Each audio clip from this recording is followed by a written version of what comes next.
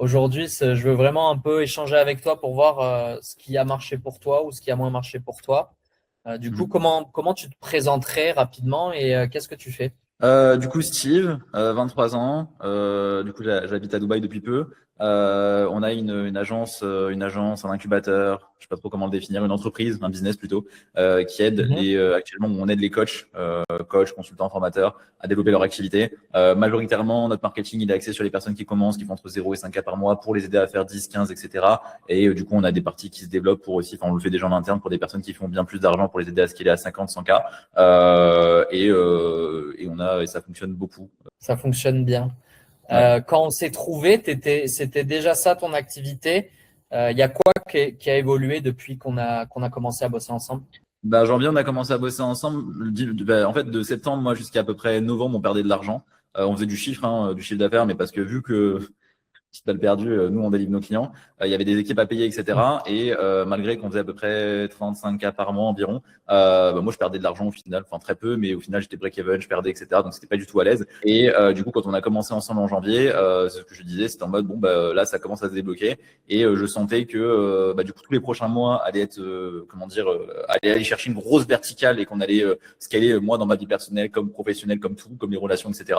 Et du coup, c'est pour ça que je te dis que ça pouvait être intéressant de bosser ensemble parce que peut-être que j'avais besoin de quelqu'un pour externaliser ce que je ressentais, de mettre en place certaines choses, de m'expatrier. Enfin, en gros, c'est des trucs que moi, je sais que j'allais faire, mais le fait d'avoir quelqu'un qui peut avoir un avis sur ma vision extérieure de qu'est-ce que je fais, qu'est-ce que je fais pas, qu'est-ce que je fais de bien ou de mal, et de mettre en place les choses en mode bah, telle date on fait ça, telle date on fait ça, c'est bête, c'est pas voilà parce que dans tous les cas, je suis quelqu'un qui me bouge le cul, qui fait les choses et je suis pas du genre à procrastiner, etc. Mais c'est quand même cool d'avoir quelqu'un qui est derrière et qui suit un peu ce truc-là. C'est vrai qu'à cette époque-là, limite, était un peu avec qui je pouvais me confier. Donc c'est ce que ça a servi en fait, on va dire. Et c'est pour ça que je me suis dit, ce serait pas mal de commencer ensemble, quoi. C'est quoi que tu savais qui allait changer pour toi? Bah, beaucoup de choses. Je me suis dit que si ça fonctionne comme je le veux, donc on allait enfin réussir à chercher pas mal de bénéfices, enfin beaucoup plus de bénéfices, j'allais m'expatrier. Mais maintenant, bon après déléguer tout ça, bon ça je sais faire, c'est voilà. Mais déléguer, bon bah faut que je mette en place les actions. Donc même si je procrastine pas, c'est des choses. S'il y a quelqu'un à côté qui peut me dire ouais bah là maintenant faut le faire, etc. Enfin même si sans avoir une conscience business, mais c'est en mode moi je sais qu'il faut le faire. Bon bah vas-y fais-le. Mhm. C'est bête, mais même si je pourrais le faire, c'est ce que l'on avait dit la dernière fois, c'est qu'en mode il y a un truc que je voulais faire, c'est con, mais je dis bah tiens je vais le faire d'ici 2, 3 semaines. Je me dis, mais pourquoi pas le faire avant? Bon, c'est vrai, je pourrais le faire avant. C'est même un conseil business, même personnel. C'est pas genre en mode je voulais procrastiner, mais je me suis dit, tiens, on pourrait quand même le faire avant. Je l'ai fait avant. Mhm. En plus, ça a eu un impact méga positif dans mon business. On a trouvé un copy qui est excellent. Donc, c'est plein de trucs comme ça qui sont faits. Et en vrai, je pense que les effets positifs que j'ai eus, c'était surtout ça. Hein, c'est d'avoir effectivement cet œil extérieur-là, quoi. Tu avais essayé d'autres choses avant de te faire coacher ou ça te semblait être une évidence à ce moment-là de te faire accompagner? Non, jamais rien essayé parce que jusqu'à maintenant c'était vraiment du lock-in. Et ce que je me suis dit, bah, c'est ça, c'est ok, bah, c'est bien, je vais faire de l'argent, on va scaler, on va recruter tout ça. Mais il y a aussi l'aspect vision personnelle, etc. Et je me suis dit, bah, comment exploiter le plus possible mon temps et comment me sentir mieux. Parce qu'en fait, je me disais des trucs cons, mais mes journées, je me dis, bah tiens, il y a plein de choses que je fais pas, que je pourrais faire, qui pourraient Mhm. me être un peu plus léger, même au niveau de ma manière de réfléchir, des relations, de toutes ces Mhm. choses-là. Et en fait, je me suis dit dans tous les cas, surtout, on va dire, au vu du prix. Bon, après, on a chacun des relations différentes avec les prix, etc. Chacun a un pouvoir d'achat différent. Mais en tout cas, moi, à ce moment-là, j'étais en mode bon. Il n'y a aucun monde où ça m'apporte pas du positif parce que déjà rien que du fait de parler à quelqu'un, d'externaliser ce que je pense, ce que je vais jamais, ce qui est mauvais en soi de tout garder pour soi, c'est Mhm. con. Rien que ça, en fait, ça vaut ce prix-là. Donc pour moi, oui, ça paraissait une évidence en fait. J'avais pas de vraies Mhm. problématiques, mais Mhm. vu qu'on est entrepreneur et on n'est pas teubé et on sait qu'on ne sait pas ce qu'on ne sait pas, je me disais dans tous les cas, j'ai pas de problématique, mais ça ne pourra que m'apporter du positif. Donc go. Donc, c'était de la curiosité de te faire accompagner, de voir ce que ça pouvait donner chez toi, même si tu n'avais pas de problématique particulière. Ouais, exactement. Je sais pas si tu te souviens d'une session particulière, c'est qu'on avait eu une session qui t'avait marqué vis-à-vis de ton environnement. L'environnement que j'avais, il me tirait plus vers le bas que vers le haut, ça c'était sûr. Pas de ma faute, hein, mais des personnes qui m'entouraient, quoi. Et du coup, entre guillemets, fallait changer ça. Et à ce moment-là, c'est un peu ce truc-là qu'on a discuté. Et tu me disais, ouais, en gros, tu mettais le pour et le contre de, effectivement, c'est nocif. Maintenant, voici ce qu'il faut faire, qu'est-ce qu'on pourrait mettre en place, etc. Prendre le billet tout bêtement, mais ok, telle date, tu mets le billet, etc. Et ensuite, Bamos. Ouais, c'est toutes ces peurs-là, vu que moi, j'ai jamais voyagé, je m'expate, c'est mon premier Bien sûr. billet aller, première fois que je prends l'avion, billet aller sans retour. C'est plein de trucs comme ça, mais du fait de discuter avec quelqu'un, etc. En même temps, ça soulage un peu et on a l'esprit un peu plus léger que juste d'être devant son écran, ok, il faut que j'appuie sur le bouton. Là, on peut parler des craintes et tout. Toi, t'as déjà vécu ça, etc. Donc, c'est là où justement, ça m'a un peu rassuré entre guillemets, même si encore une fois, je pense que je l'aurais fait, j'aurais pas fait dans la même démarche et pas avec la même intention et la même énergie, la même sérénité. Là, j'étais beaucoup plus serein de le faire parce que j'ai externalisé ce que je pensais. Alors que si j'avais été seul, j'aurais été en mode oh, j'ai peur, je fais où, je me ferais poser 1000 questions en plus en fait et j'aurais pas eu de personne avec qui discuter, quoi. Tu as fait un truc qui m'a trop inspiré, justement, quand il s'agit de t'expatrier, de prendre ce billet d'avion, parce que de toi à moi, tu avais, comme tu l'as dit, un petit peu d'anxiété à propos de partir, un petit peu de peur de voyager, etc. Ça a été quoi ta stratégie que tu as mis en place pour contrecarrer ce sentiment un petit peu négatif? Et j'ai envoyé une grosse business class. Voilà. Ouais, Dis-nous en fait, solution. je me suis dit, c'est mon seul vol aller, je n'y aura pas de retour. Enfin, si, mais dans l'été, etc. Mais je me suis dit, c'est un vol aller, j'ai du stress, etc. Et en fait, je me suis dit, comment rendre un moment qui va être pas chiant, pas lourd, mais ça va être méga stressant, c'est sûr, 1000%. Première fois que tu prends l'avion et en plus, tu te barres et tu prends un billet aller sans retour, enfin, c'est Ouais, c'est une obligatoirement dinguerie. stressant. Peu importe le Ouais, humain qu'on est, c'est forcément stressant. Le mec qui dit l'inverse, c'est un de mytho. fou, de fou. Euh, je me suis dit, comment je rends ça en une expérience beaucoup mieux? Je prends une business class. Et du coup, en vrai, l'expérience était beaucoup mieux parce que du coup, tu kiffes. J'ai eu un moment de stress au moment du décollage. Au bout de 30 minutes, ça commence à baisser. T'es bien pendant 5-6 heures. Après, là, tu ratterris, tu commences à voir les buildings et tout. Tu dis, OK. Donc là, tu te remets dans le truc. OK, c'est vrai que j'arrive à un endroit. Donc là, ça restresse. Mais Hmm. l'expérience fait que du coup, durant tout le voyage, en fait, tu penses pas, t'es bien, genre c'est con, mais t'es beaucoup plus à l'aise que si t'étais dans une simple même si j'ai jamais testé l'économie, t'es forcément plus à l'aise. Et du coup, Hmm. j'ai envie un peu ce Ouais. moment en mode, ok, je pars, je suis stressé, mais en même temps, je me dis, ah tiens, c'est cool, je vais pouvoir tester la business et du coup, j'ai créé du contenu aussi. Du coup, j'ai alimenté le truc pour que dans mon cerveau, ce soit en mode, c'est un truc positif, quoi. Excellent. Ouais, j'adore. C'est vraiment un truc à réutiliser de quelque Ouais. chose je sais pas moi, un rendez-vous chez le dentiste dans un mois que tu détestes, tu peux y accoler derrière un spa ou un truc comme ça, quoi. Mais exactement, et c'est un peu le principe même du livre Atomic Habits, c'est en mode tu lis les choses que tu dois faire avec les choses que tu as envie de faire. C'est pas envie de faire le deuxième mot, mais en gros il dit en anglais, je sais plus ce que ça redonne en français, mais en gros par exemple c'est un truc débile, mais il faut que tu passes l'aspirateur. T'as pas envie de passer l'aspirateur, tu passes l'aspirateur et en même temps tu fais un truc Hmm. qui est une sorte de récompense, et du coup en fait Ouais. l'autre paraît un peu plus simple à faire, quoi. C'est quoi le truc qu'on a fait, le premier truc qui a bougé et qu'est-ce que ça a déclenché derrière? Tout bêtement, le copywriter, tiens, tu peux lancer ça Hmm. maintenant et pas nanana. Vu que je l'ai lancé maintenant, grâce à mes pubs, je suis tombé sur un mec qui est super bon, qui maintenant délivre mes clients, qui nous délivre aussi. Et il y en a plein comme ça. Peut-être le billet, ça se trouve, j'ai réservé le billet, j'en sais rien, à un moment donné, j'aurais pas pu réserver, il y aurait eu la guerre. Et du coup, finalement, j'aurais réservé après la guerre. Au final, j'aurais pas réservé, je serais pas à Dubaï. Il y a 1 milliard de possibilités et juste le fait de, en fait, c'est obligatoirement à partir du moment où tu échanges avec quelqu'un et qui modifie un peu ta manière de voir et même tes actions, c'est obligatoirement qu'il y en a qui se sont produits, tu vois. Forcément positif comme Ouais. négatif peut-être, mais en tout cas, là, ce qui se passe actuellement, c'est très positif. Donc, normalement, l'effet papillon était positif, quoi.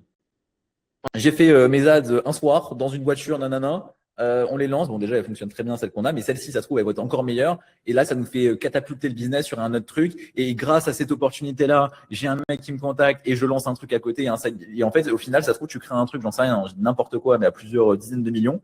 Mais la Hmm. source de base, c'était mon putain de taxi qui s'était fait annuler. Mais vraiment, moi, je pense que si je fouille dans ma tête, je peux trouver des trucs dans tout con. Regarde, un truc débile. Noé multipreneur sur Insta. D'ailleurs, il faudrait que je lui dise un Hmm. jour, parce qu'il est même pas au courant. Mais il avait créé il avait fait une soirée pour les entrepreneurs du château à l'époque, etc. Et moi, à l'époque, j'étais en Mhm. mode ouais, mais j'aime pas j'ai du mal, on va dire, à aller voir les gens, enfin, de moi-même, tu vois. Genre, c'est là, je le fais de plus en plus, mais c'est sur de ma zone de confort. Je suis beaucoup plus introverti. Genre, je me ressource quand je suis tout seul.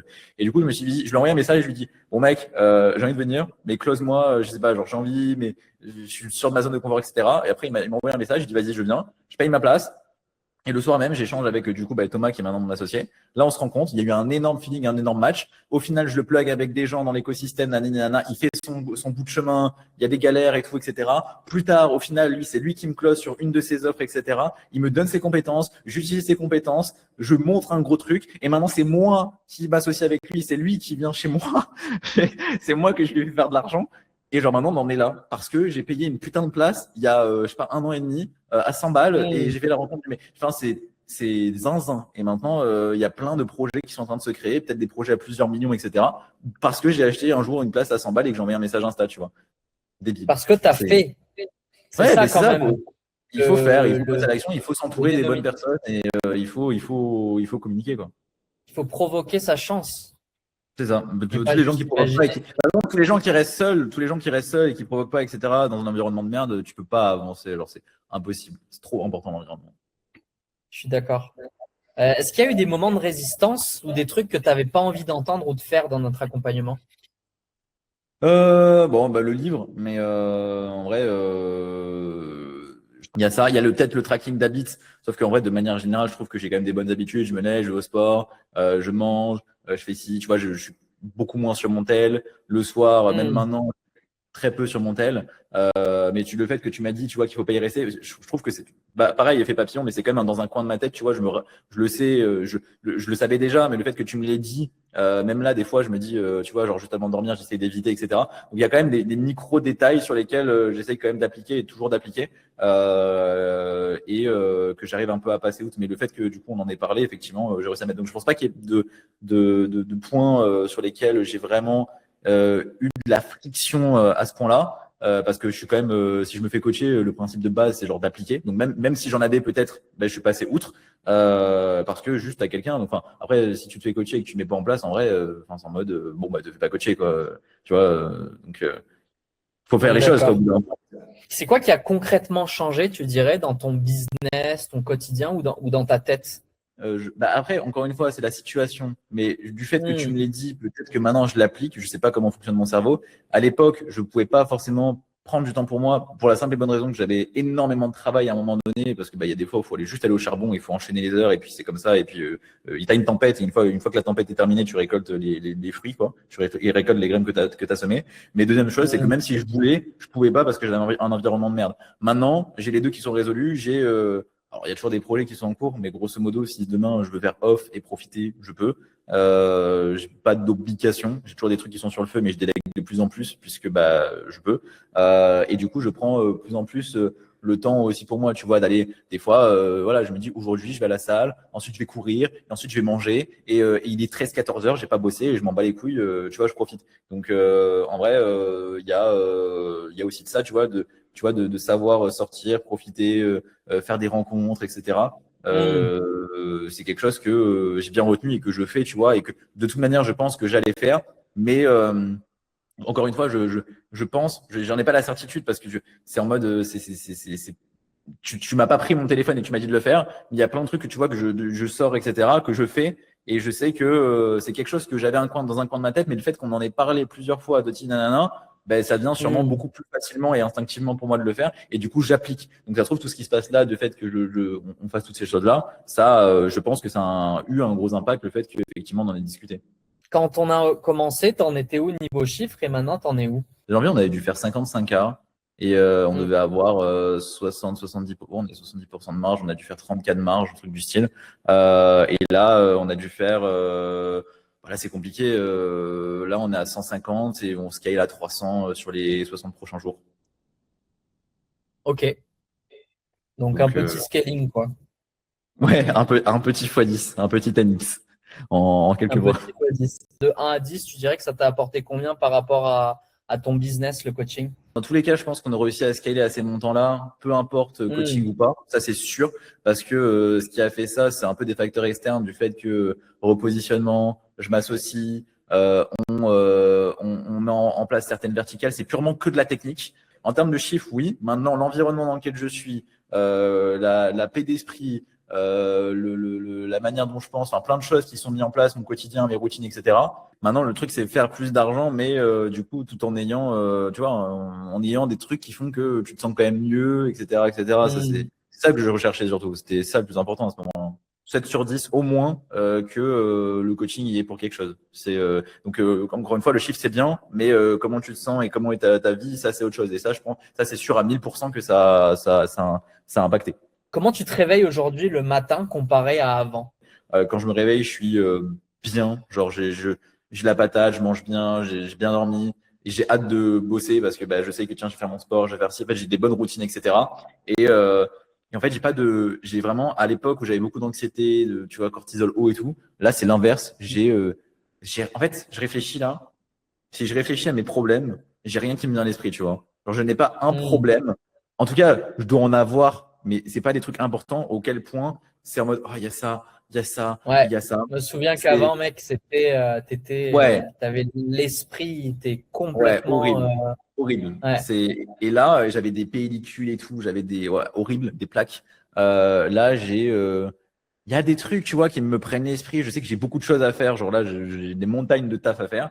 Mais c'est OK, c'est des trucs, il va pas y avoir de problématique. C'est juste qu'il faut faire, voilà. Mais je suis apaisé, on va dire. Je me sens bien. C'est quoi que tu as compris du coup sur toi-même pendant ces 3 mois ensemble? C'est de ne pas me contenter des relations que j'ai actuellement et ouais, on en avait un peu parlé, donc je pense que c'est quand même lié. C'est pas parce que je suis attaché avec une personne et qu'il y a des choses qui sont bien, s'il y a des choses qui vont Ah pas ouais. bien, et mon cerveau il a trop tendance à effacer les très mauvais euh, Hmm. et de dire ok c'est ok c'est ok c'est ok c'est ok c'est ok et au bout d'un moment en fait juste t'es pas aligné avec une personne, ça peut être amical ou même relation d'ailleurs amoureuse etc. Hmm. Hein, peu importe. Mais en tout cas, même dans la vie de tous les jours, j'ai tendance à laisser de côté les défauts, à les Mhm. accepter, à encaisser. Et après, Jusqu'à. ouais, et après, même si tu encaisses, tu vois, de temps en temps, tu sais, il y a un truc qui trigger un peu, tu le dis en mode ah ouais, mais la personne elle peut te dire non, mais enfin c'est en mode je suis comme ça, etc. Je suis en mode ouais, bon, bah si je savais tout ce que j'encaissais à côté, et c'est pas bon justement, c'est en mode personne t'a demandé d'encaisser, tu vois. Et c'est vrai que moi c'est quelque chose que je fais beaucoup, et c'est un truc où maintenant j'essaye d'avoir une voix dans mon esprit, de me dire ok, est-ce que la relation m'apporte, amicale encore une fois ou Mhm. amoureuse, parce que les deux fonctionnent, même businessment parlant. Et s'il y a des choses, il y a des points qui me vont pas, limite, il faudrait que je les note. Et je me dis, OK, au bout d'un moment, juste, c'est pas good, stop, next, et autre chose, tu vois. Et ça, c'est, je pense, un des gros défauts qui peut me pousser parce que, putain, c'est de l'environnement. Les environnements, les relations de manière générale, c'est ton environnement. Donc, ça veut dire que si tu dérègles ce Oui, truc-là, c'est pas bon du tout. Donc, ça, je pense que c'est un point. tu as bien changé là-dessus. Ouais, ouais, encore un peu de travail, mais j'ai bien changé, ouais. À quels gens dans ton entourage tu recommanderais Reset Lab, selon toi? Alors déjà, mon entourage est limité, donc c'est compliqué. Mais non, je dirais. Alors, je sais pas comment tu l'as fait Quel évoluer type de maintenant, parce que personne? tu m'avais dit que tu l'avais fait évoluer, etc. Là, tu t'adresses à qui là actuellement? Aujourd'hui, c'est plus aux personnes qui s'auto-sabotent ou qui ont envie de plus performer, tu vois. C'est justement ce que je t'allais dire, justement, c'est ces personnes-là que je recommanderais. C'est vraiment des gens qui, encore une fois, enfin, je pense que tout le monde en aurait besoin, mais on va dire, vu que tu es dans cette niche-là, des personnes Hmm. qui ont pas forcément un bon environnement, ou même qui pensent qu'ils en ont un bon, mais peut-être qu'ils en ont pas un bon, et qui ont besoin d'un œil extérieur, parce que l'extérieur, dans tous les cas, est bon. En fait, c'est juste que de manière générale, on a besoin de quelqu'un qui a toujours un air extérieur. Alors des fois, on peut avoir juste des potes qui le font très bien, parce que pour moi, c'est très rare. Mhm. C'est très rare. Je pense que ça existe. Mon associé en est un, mais c'est très rare. Donc, je Mhm. pense que c'est très peu probable. Maintenant, du coup, je pense que pour la majorité des gens, c'est toujours bien d'avoir justement quelqu'un qui peut avoir un avis sur ce que tu fais, que tu fais pas, etc., etc. Donc, ça aura que du positif pour des personnes justement qui soit passent à l'action, soit passent à l'action mais qui veulent justement quelque chose qui savent qu'ils peuvent être mieux intérieurement ou même voilà il y a des choses qu'ils pourraient mieux faire, etc. Juste qui sont même curieux comme moi, des personnes qui passent pas à l'action et qui cherchent un moyen de comprendre pourquoi, etc. Enfin toutes ces personnes-là, on va dire de manière générale, qui s'intéressent un peu au fait de se développer eux-mêmes ou développer leur business, ça peut apporter du positif parce que l'esprit et le business et le corps sont tout est lié en fait. Donc obligatoirement qu'on doit travailler cette verticale-là, quoi. Tu résumerais comment Reset Lab en une phrase? En une phrase, c'est compliqué. Moi, j'aurais plus des mots. C'est ce que j'avais dit. C'est Ouais. euh, authentique, parce que c'est pas de jouer un rôle, etc. Et t'es toi-même et c'est cool. Humain. Je dirais aussi, t'es à l'écoute. T'es à l'écoute et arrives à challenger un peu les idées, etc. Mais c'est vraiment le point, je pense, plus important, ouais, c'est vraiment l'écoute. C'est t'as l'écoute et tu t'écoutes vraiment, je veux dire. C'est Hmm. ouais, t'écoutes vraiment. Ça, je pense, c'est l'une des choses les plus importantes. Comment tu vois la suite pour toi là aujourd'hui? Continuer sur ma lancée. Je n'ai Mhm. aucune idée. Là, maintenant, c'est peut-être un truc aussi qu'on a réussi à bosser ensemble. Peut-être, peut-être pas. Je sais plus quand est-ce que ça switch dans ma vie. Mais je prends beaucoup plus la vie au jour le jour. Et c'est ça qui me fait que j'ai beaucoup moins d'anxiété d'ailleurs. Et peut-être parce que j'ai la possibilité de le faire. C'est vrai que depuis que j'ai commencé à faire beaucoup plus d'argent, en tout cas où j'avais une prévisibilité et que je savais que l'argent n'allait plus être un problème de toute ma vie, et ben ça m'a permis de réfléchir beaucoup moins parce que ben, forcément l'argent fait les moyens. Donc quand tu as plus de moyens, tu as un problème, tu peux trouver une solution. Mais là, c'est vrai que du coup, tous les jours, bon, bah, je sais que j'ai des choses à faire et je me dis pas, semaine prochaine, qu'est-ce que je fais dans 2 semaines? Je prends chaque jour comme il vient et évidemment que j'ai un plan d'action, peut-être businessment parlant, des choses, etc. Mais même ça encore, je le limite de plus en plus parce que je trouve que c'est des conneries. Hmm. Il y a trop de facteurs externes qui impacteraient ça de toute manière et il faut laisser faire un peu le chaos et même la vie de manière générale. Et même personnellement parlant, pareil, genre je sais que, enfin, déjà, je suis bien là, donc déjà, stabiliser ça, ce serait bien. Mais il y a plein de trucs, rencontrer des personnes, etc., qui pourraient faire en sorte que ce soit encore mieux. Mais ça, pareil, je mets en place des petites actions chaque jour qui, de toute manière, m'amèneront à ce truc-là. Donc, je fais attention à toujours bien évoluer et mettre des actions par jour et pas rester dans un truc, dans une zone de confort et un peu de sortir de ça tout le temps. Et je sais que Hmm. la différence fera son travail, quoi. Ouais, super. J'aime beaucoup ce que tu dis vis-à-vis du chaos, laisser faire le chaos et toujours rester dans l'action. C'est la meilleure façon d'agir. Extrêmement organisé, c'est utile ou est-ce qu'il vaut mieux pas tout simplement prioriser? Pour moi, il faut prioriser. Alors, l'organisation, ça dépend. Moi, j'ai l'opportunité et j'ai la chance de pouvoir aujourd'hui gérer mon agenda comme je le souhaite. Au début, Hmm. quand tu dois prendre des calls, tu dois délivrer tes clients, tu dois prendre des appels de closing, bon, faut les mettre les mains dedans. Au bout d'un moment, fermer sa gueule, il faut y aller. C'est ce que j'ai fait pendant 4 ans de ma vie. Voilà, j'ai mis les mains dedans et voilà. À ce moment-là, faut juste y Hmm. aller, faut être organisé. Tu te réveilles à telle heure, tu vas à la gym.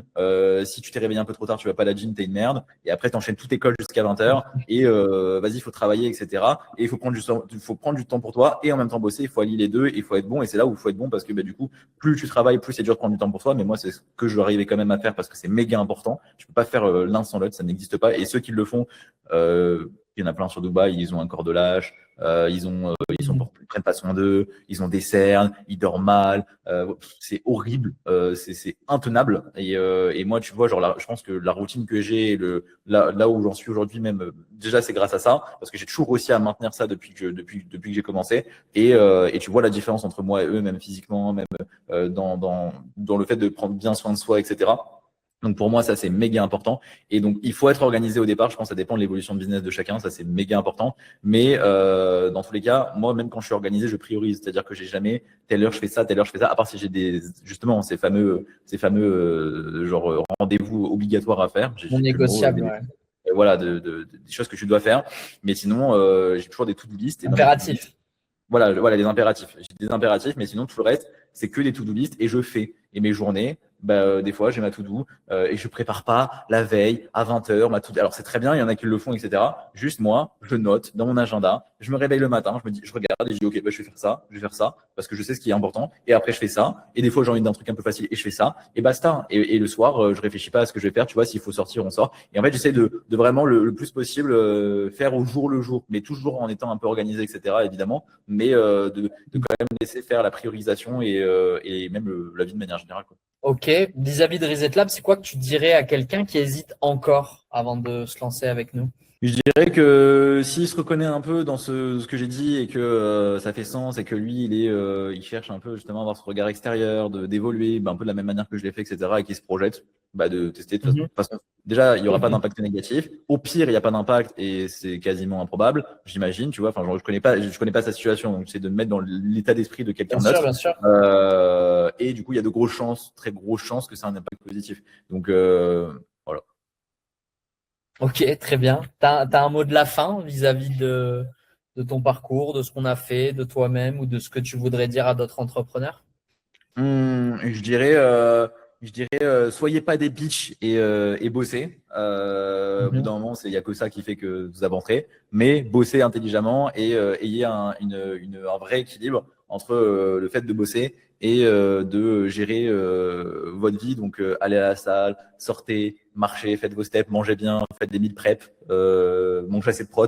Enfin, tous ces trucs-là, genre vraiment faire en sorte d'allier le fait qu'on ne peut pas être bon en business et avoir un corps en PLS. Sinon, ce qui se passe, c'est qu'après, vous avez trop de dopamine, vous êtes en train de scroller pendant des heures avant de dormir, etc. Vous perdez du temps. En fait, tout paraît beaucoup plus fade dans la vie. Vous profitez moins de la vie, moins de votre business, du coup moins à fond dans le business. En fait, il faut vraiment avoir un équilibre entre le business, le perso, le mindset, pas avoir trop de dopamine, etc. Il faut vraiment réussir à garder un peu ce truc-là. Et je pense que c'est pour ça que toi, tu peux les aider parce que tu auras un œil extérieur là-dessus. Moi, je suis très aware là-dessus, même sur la dopamine de base quand on avait commencé. Mais il y a beaucoup de gens, je pense, qui ne le sont pas et qui pourraient apprendre beaucoup de choses et qui, du coup, juste avec ces simples conseils-là, auraient un effet papillon qui serait démultiplié. Peut-être qu'ils ne verraient pas les effets dans les 3 premiers mois. Ils en verraient, mais pas les vrais effets escomptés, qui pourraient y avoir dans toute leur vie. Et peut-être que sur les plusieurs prochains mois, prochaines années, tu vois, moi, tout ce que je sais, tu m'as appris des choses. J'en connaissais déjà beaucoup, mais tout ce que je sais et ce que tu sais aussi, je pense, je les aurais eu il y a 4 ans quand j'ai commencé. Bah, ça se trouve, j'aurais avancé beaucoup plus vite parce que j'aurais mis en place des petites actions, j'aurais fait attention à certains trucs, etc. Et forcément, bah, je serais allé beaucoup plus vite. Merci frérot pour le partage sur tout ça. Et bah, de rien, je t'en Euh, prie. Si je viens à Dubaï, je te dirai. J'ai une raison de plus de venir à Dubaï. Je t'avouerai Ouais, que je repousse un peu, mais il faudrait un jour que je teste quand même pour venir voir. moi, je pense que t'aimerais bien, hein. Je suis tellement attaché à l'Asie que c'est compliqué pour moi, je te cache pas. Ouais, Mais bon, c'est je ado. viendrai à Dubaï et toi tu viendras à Bangkok. On peut.